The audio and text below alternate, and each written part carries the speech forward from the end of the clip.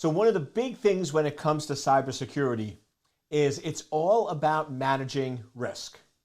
Right? If we go back to our definition of cybersecurity, cybersecurity is quite simply understanding, managing, and mitigating risk of critical assets being disclosed, altered, or denied access. Welcome to Life of a CISO.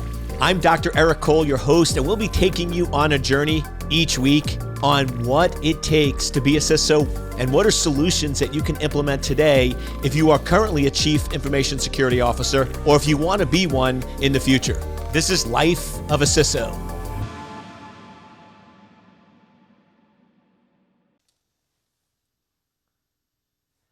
Welcome, welcome, welcome, welcome.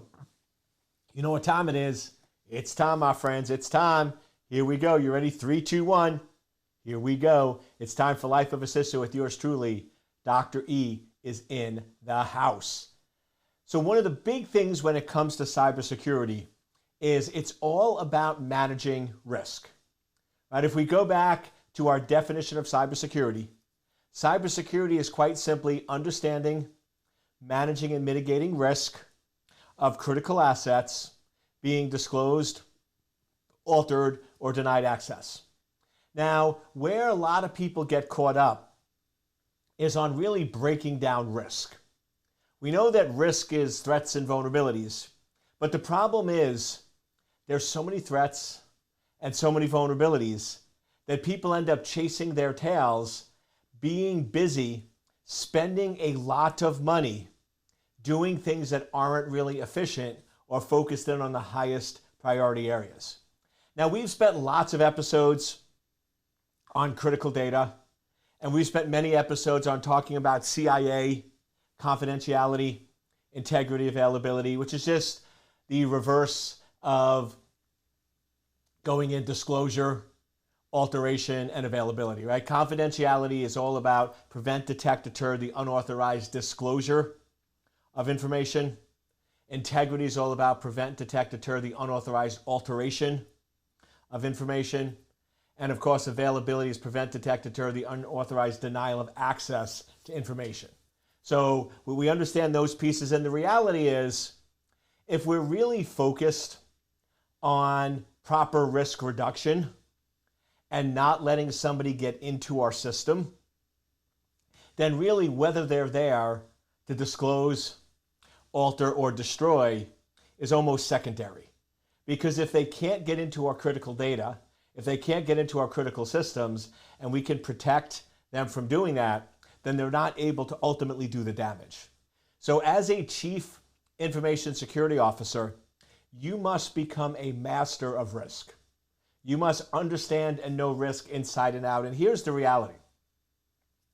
Risk is not just what security people do. Risk is what executives do. If you look at any chief officer, whether it's a CEO, a COO, a CFO, what are they essentially doing on a regular basis? They're assessing and evaluating risk. When they're going in and deciding, should we acquire this company for $500 million, they're sitting back saying, okay, what is the value or benefit of spending $500 million on this company? What is the risk and exposure by doing that? And is the value and benefit worth the risk or exposure? And if the value or benefit is worth it, then they typically make those business decisions. So risk is nothing more than looking out into the future, playing what if analysis, looking at probabilities of what could or could not happen, and then using that to make decisions based on the data or the information that you have. So the cool part is, by being a master of risk in the domain of security, also helps you master the risk of being a chief officer. So it's sort of a 2-for-1 deal. And to prove this point, one of the things I've always preached for a while is cybersecurity is never yes or no. Well, we're not going in and saying you should never do this, you should always do this. That's old school security. And I've talked about that on other episodes where we've gone in, and old school security was no matter what somebody was doing, if it involved critical data or classified data or important information, we always say no. Just no, no, no, cannot do it.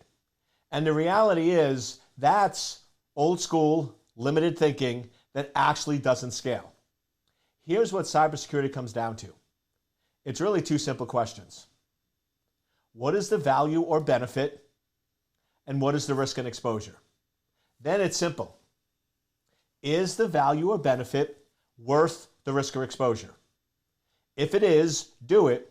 If it's not, don't do it, or figure out ways to reduce the risk so it is an acceptable level to the organization. That's all security is about. It's making sure that we're saying, is this risk of the organization potentially being compromised worth the value or benefit we're going to get out of this? And just to show you that this goes way beyond cybersecurity, I read a lot. I love reading. I love researching key individuals. So a couple of years ago, I started spending some time looking at Warren Buffett. Warren Buffett, I know he's a little bit of a slacker because I think he sits right at number 4 richest person in the world. He's not even number 1 or number 2. I mean, it's come on, dude. No, but I think I don't know this, but I think he's been in the top 5 of the top 10 almost longer than anyone else. And here's the part I love about Warren Buffett. He is one of the richest men in the world, top 3, top 4. But if they're having a good month, if they're having a really good month with the business, when he goes to McDonald's in the morning to get his breakfast, he'll get a hash brown. Now, if they're having a bad month where numbers are down and they're not making what they projected and the numbers are a little on the negative side, he doesn't get a hash brown. Now, this is the richest man in the world, and we're talking about, I think I don't eat hash browns, I think we're talking about 79 cents item. But if their business is down, he will not get a hash brown. Now, some people look at that and laugh or joke or say it's ridiculous. I look at it and go, maybe there's a reason why he's the richest man, right? Because even at that level, he is still very aware and focused on money and revenue and inflow and outflow. So it's sort of interesting how he views and looks at the world. But not here to talk about his hash brown habit, but the way he invests is quite simple. His investment strategy is one of the most basic principles, but one of the most effective, and it's this. He looks at what is the upside by doing this and what is the downside. And he'll always play to the downside. If the downside is too great or too big a risk, he'll never do the deal. So if he has a situation where the upside is great and there's a minimal downside, he'll probably do it. But if there's a deal where there's an amazing, there's an upside that blows you away, but the downside is off the charts also, where he could lose everything overnight, he'll never do it. That's why Warren Buffett never ever invested in cryptocurrency. Because yes, you could get a 1,000x return on your investment in 24 hours. And then you could lose it all in 24 hours. So to him, it wasn't worth because of the downside. So his whole business strategy is what is the upside, what is the downside, minimize the downside. Sound familiar? It's pretty much what I've been teaching in cybersecurity for 20 years. What is the value or benefit? What is the risk or exposure? Minimize the risk. Minimize the exposure, maximize the value or benefit. So these principles of cybersecurity that we talk about with risk go way beyond cyber. They're critical skills that you need to be an executive in any business or organization. Now, if we really want to master risk, if we want to become masters of it, what area or domain has figured out risk to almost a T. This is an industry that's pretty much recession-proof. Even when times are good or times are bad, they're still making money and they're still bringing in a ton of money.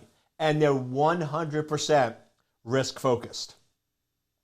Insurance companies. So if you want to really understand and master the art of risk, look at insurance companies. That's all insurance companies do. All insurance companies do are playing what if in the future. They're saying, what is the possibility of this event occurring?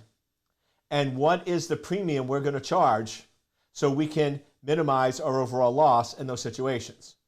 And if you look at insurance companies, they really look at two major factors.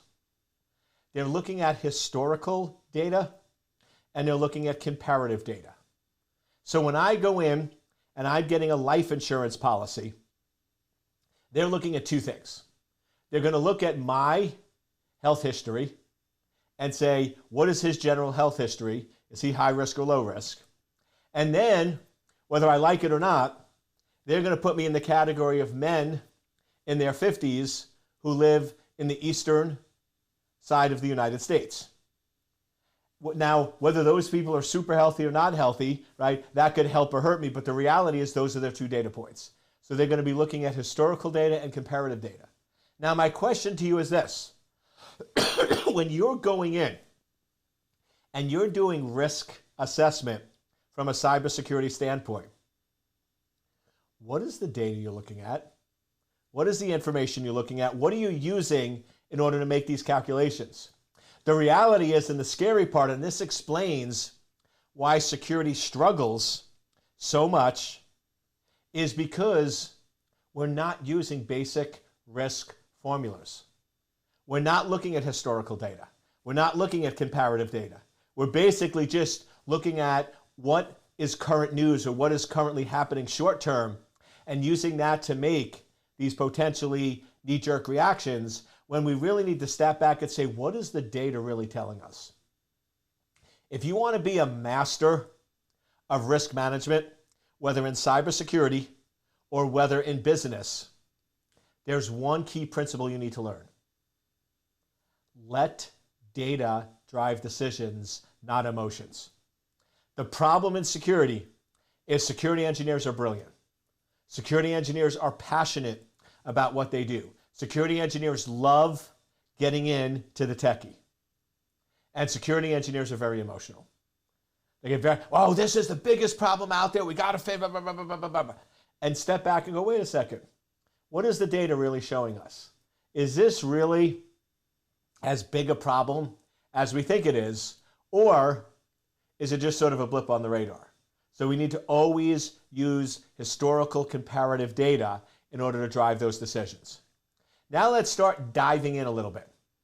Because like I said, if we take just our basic formula, risk equals threat times vulnerability, where risk is the probability for loss, threat is the potential for harm to your organization, and vulnerabilities are weaknesses that allow those threats to manifest themselves. If we just start looking at all the possible threats, all the possible vulnerabilities, it can make us nuts. There's way too many out there. And then what happens is it becomes a guessing game where we're just sort of guessing at what we need to focus on. And what has also happened with many companies is they're focusing on solely fixing the problem without analyzing the problem correctly. And what I mean by that is, if I have risk equals threat times vulnerabilities, which one of those levers do I really have the ability to impact? Vulnerabilities. In most situations, you can't do anything about a threat.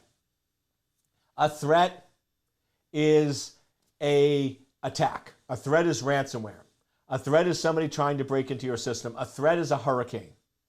In most cases, you can't do anything about a threat. A threat is a threat, right? Threats are typically external, and there's not much you can do about it.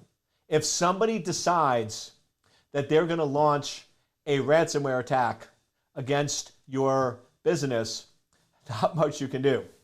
If Mother Nature decides that they're going to have a hurricane come and take out your data center in South Florida, not a lot you can do about that, my friends. But vulnerabilities are weaknesses that allow those threats to manifest themselves, and we can absolutely do things about vulnerabilities. So what a lot of companies do is they skip a critical step. They basically ignore threats, say we're not worrying about it. All we're going to do is fix vulnerabilities. And there's tools out there, nothing against these tools if they're used correctly, called vulnerability scanners. And they'll scan and identify and find hundreds, if not thousands, of vulnerabilities across your organization.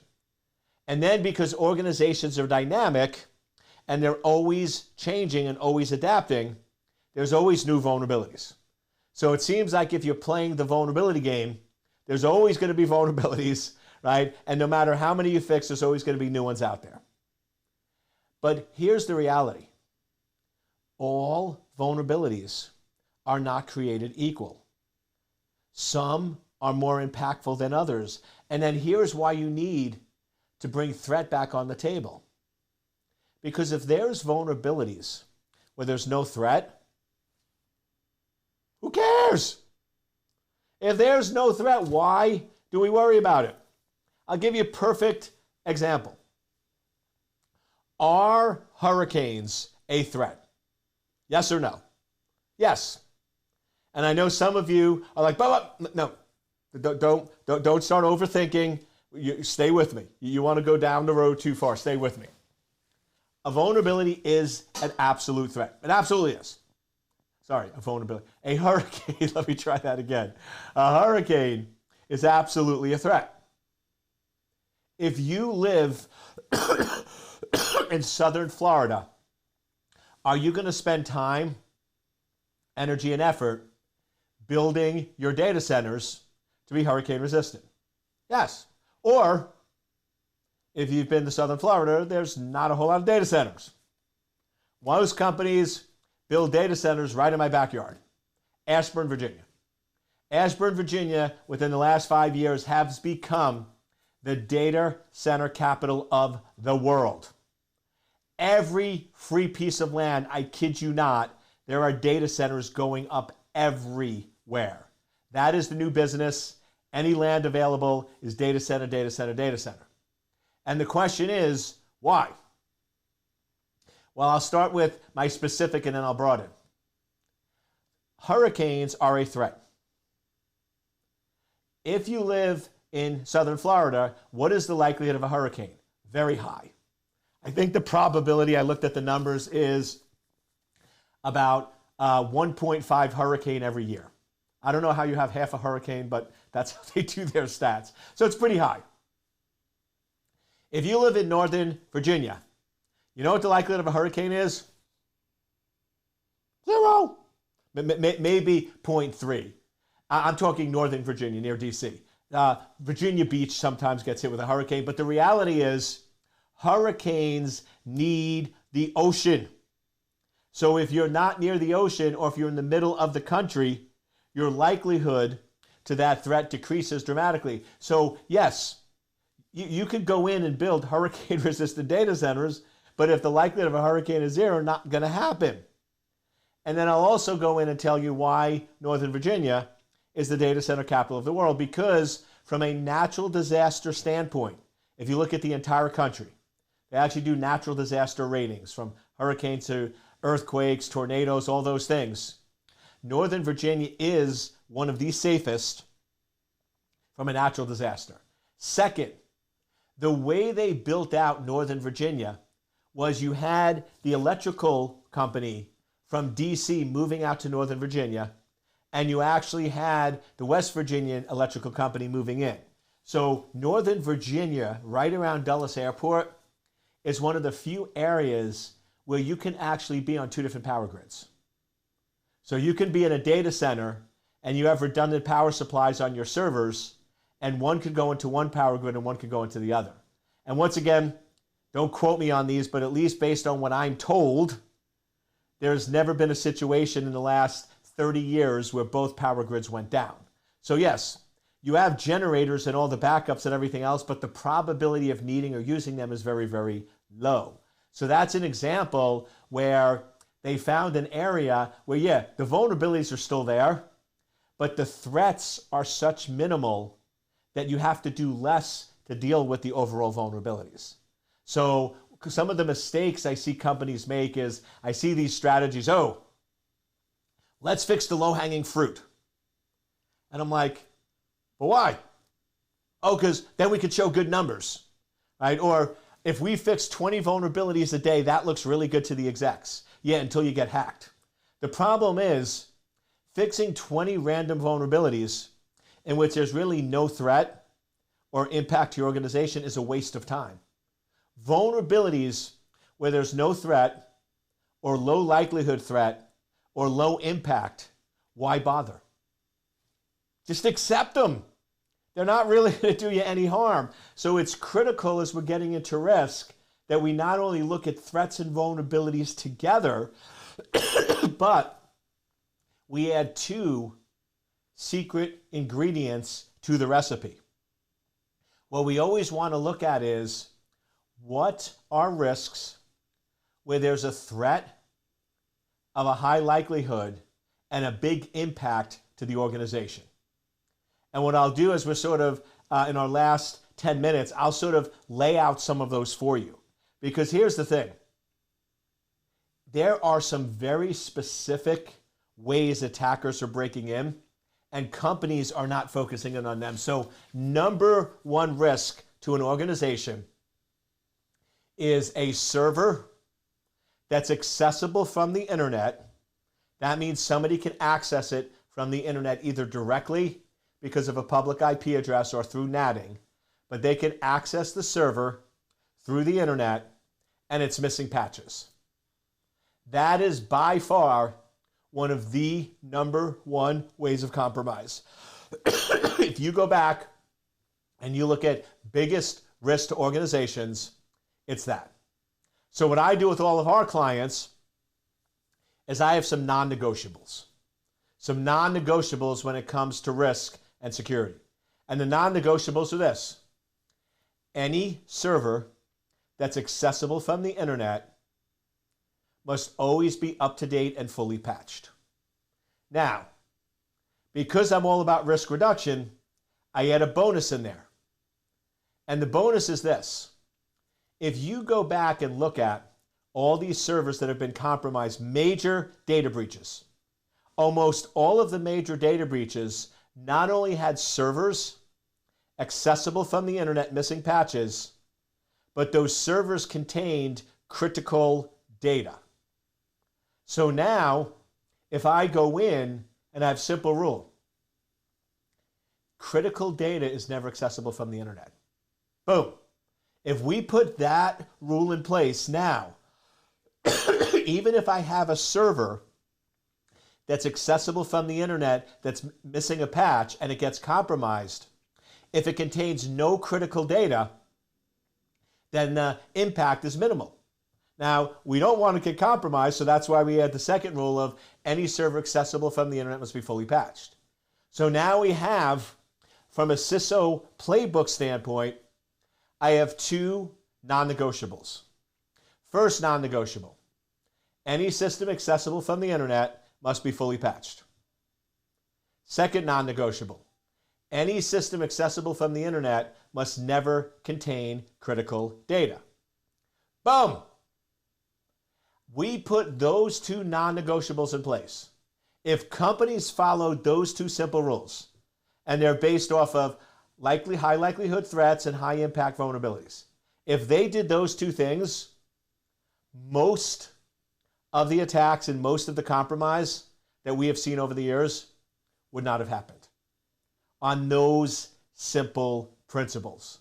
So that's our starting point. Now let's go a little further. Why is it that these systems, did you ever ask yourself this question? Wait a second. We have a server accessible from the internet, missing a patch, contain critical data. Okay, I know that's not good. But isn't this critical data encrypted?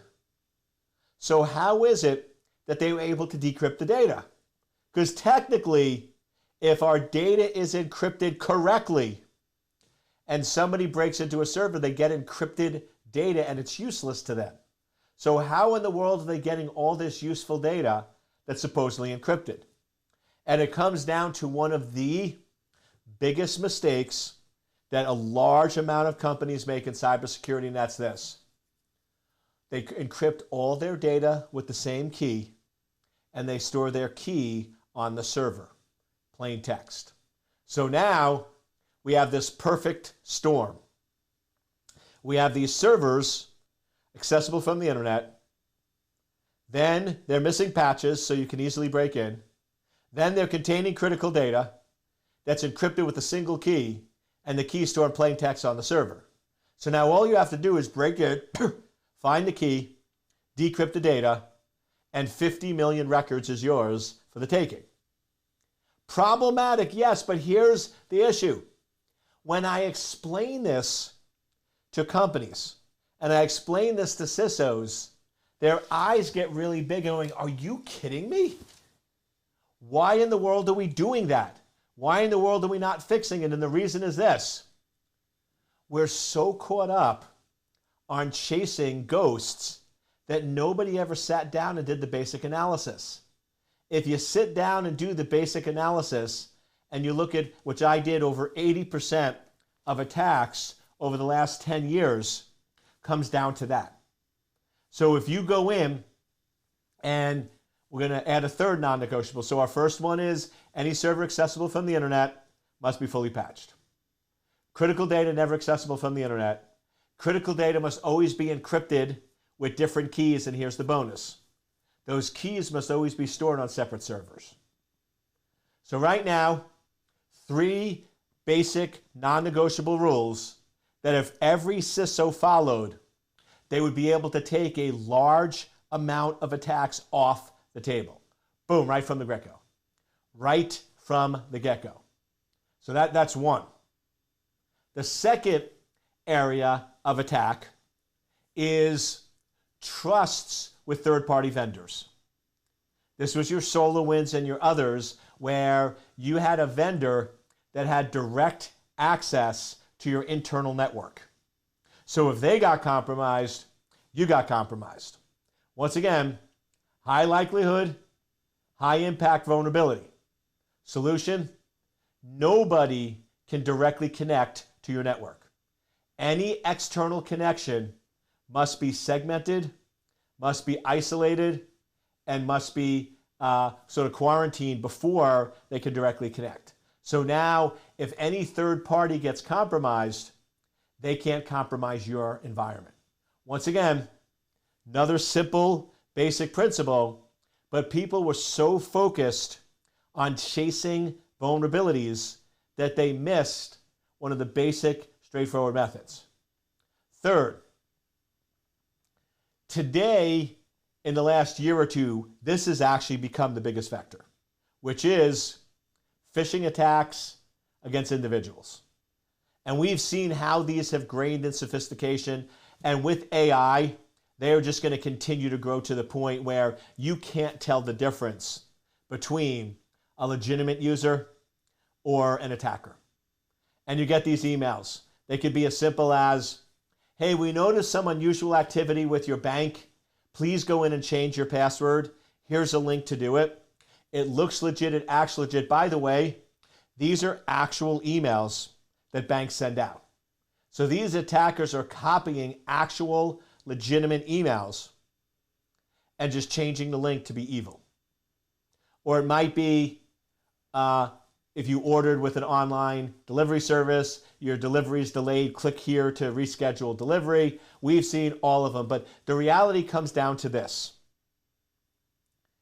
Embedded links and attachments in emails have outdone their usefulness. We have to recognize as a society, we have to recognize as companies, we have to recognize as executives, and we have to recognize as chief information security officers, we can no longer accept attachments and embedded links in email.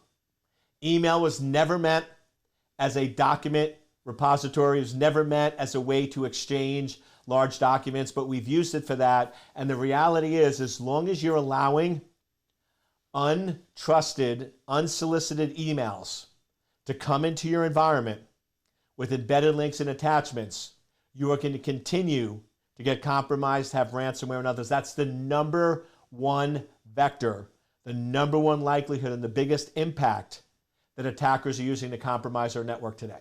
So to me, what we're doing with all our clients is doing cost-benefit analysis. What is the value or benefit of allowing embedded links and attachments? What's the risk? Ridiculous. And then we flip it. What's the value and benefit of blocking embedded links and attachments from untrusted emails? What is the risk? Pretty minimal. Here's the reality. People fight to keep things the way they are.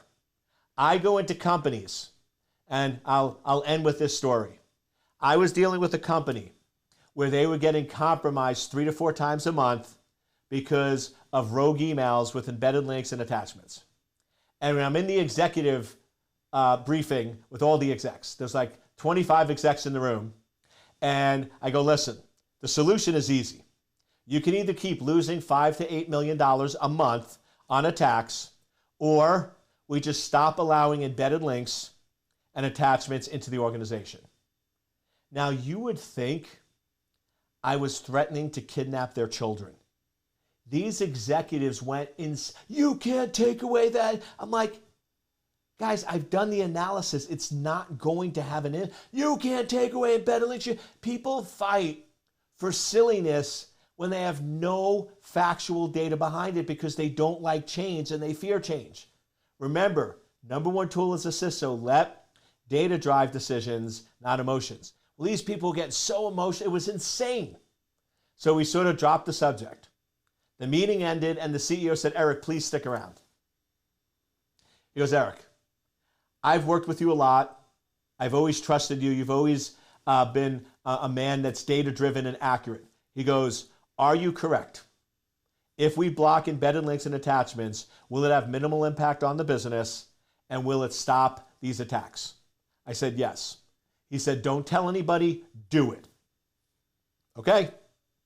We did it the next day. Guess what happened? The attack stopped. No more $5 to $10 million a month, and nobody noticed. And here's the best part.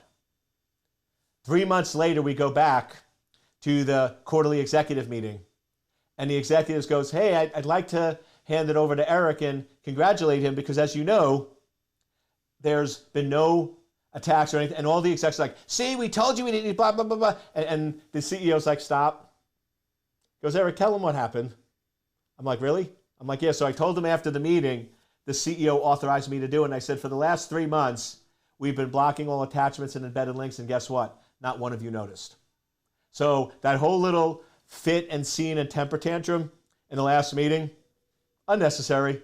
There was zero data to support it. And the reality is it had no impact on your business, and it had a huge positive impact on stopping attackers from breaking in. So I'll close with the number one rule of a CISO is let data drive decisions and not emotions.